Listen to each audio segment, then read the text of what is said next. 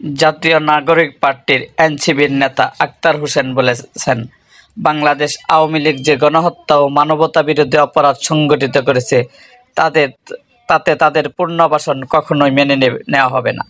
তিনি হুঁশিয়ার দিয়ে বলেন, জাতীয় নাগরিক পার্টির কোনো কর্মসূচিতে আওয়ামী লীগের কেউ অংশগ্রহণের সাহস দেখালে আমরা তা প্রতিহত করব এবং আইন শৃঙ্খলা রক্ষাকারী বাহিনীর কাছে সোপর্দ করব।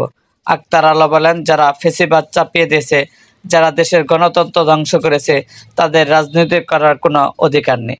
অন্তর্বর্তীকালীন সরকারের প্রধান উপদেষ্টা ডক্টর মোহাম্মদ ইউনূসের ভারতের সঙ্গে আলোচনার প্রসঙ্গে তিনি বলেন, ডক্টর ইউনূস যে কথাগুলো বলেছেন তা দীর্ঘদিন ধরে বাংলাদেশের জনগণের প্রত্যাশা।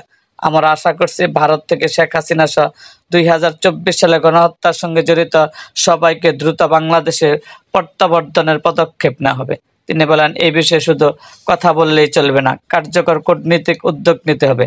ভারতের সঙ্গে দ্বিপক্ষীয় ও আন্তর্জাতিক আইনের আওতায় বিচার নিশ্চিত করতে হবে।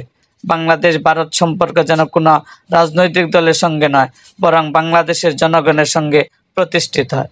আক্তার অভিযোগ করেন, তিস্তা গঙ্গার পানির সমস্যা সহ সীমান্ত হত্যাকাণ্ড ভারতের ভূমিকা প্রশ্নবিদ্ধ। উপরন্তু বাংলাদেশে পরে ভারতীয় হস্তক্ষেপের অভিযোগ বহুবার উঠেছে। এসব থেকে মুক্ত চায় বাংলাদেশের মানুষ। তিনি বলেন, 2024 সালে অভ্যুত্থানে যারা গণহত্যা চালিয়েছে তাদের বিচার দেশের জন্য সবচেয়ে জরুরি। এটা শুধুমাত্র ব্যক্তির নয়, আওয়ামী লীগের দলীয় অপরাধের বিচার হওয়া উচিত। সংস্কার কমিশনগুলোর রিপোর্ট প্রসঙ্গে তিনি বলেন, অন্তর্বর্তীকালীন সরকারের নেওয়া সংস্কার উদ্যোগগুলোকে রাজনৈতিক দলগুলোর সমর্থন প্রয়োজন। এ সুযোগ যেন হাতছাড়া না হয়। আমাদের উচিত নতুন বাংলাদেশ গঠনের এ সুযোগকে বাস্তবে রূপ দেওয়া। আক্তার বলেন, নতুন সংবিধানের আলোকে আগামী নির্বাচনকে আমরা গণপরিষদ ও জাতীয় সংসদের নির্বাচনের যৌথ রূপে দেখেছি। এক নির্বাচনে উভয় কাঠামো বাস্তবায়ন সম্ভব। জাতীয় নাগরিক পার্টির ভবিষ্যৎ কর্মকাণ্ড প্রসঙ্গে তিনি বলেন, বৈষম্য বিরোধী ছাত্র আন্দোলন ও জাতীয় নাগরিক কমিটির ভিত্তিতে এনসিপির সৃষ্টি হয়েছে। এগুলো পৃথক সংগঠন হলেও অভ্যুত্থানের আকাঙ্ক্ষা বাস্তবায়নে সক্রিয় থাকবে। তিনি জানান, হাসনাত আবদুল্লাহ, সাজিস আলম অনেকে এখন এনসিপিতে যুক্ত হয়েছে। তাদের আগের সংগঠনের কার্যক্রম এখানে শেষ হয়েছে।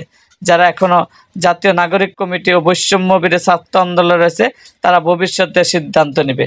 আক্তারের এই বক্তব্য বাংলাদেশ চলমান রাজনৈতিক পরিস্থিতি এবং অন্তর্বর্তীকালীন সরকারের কর্মপন্থা ঘিরে নতুন বার্তা যোগ হয়েছে বলে বিশ্লেষকরা মনে করেছেন।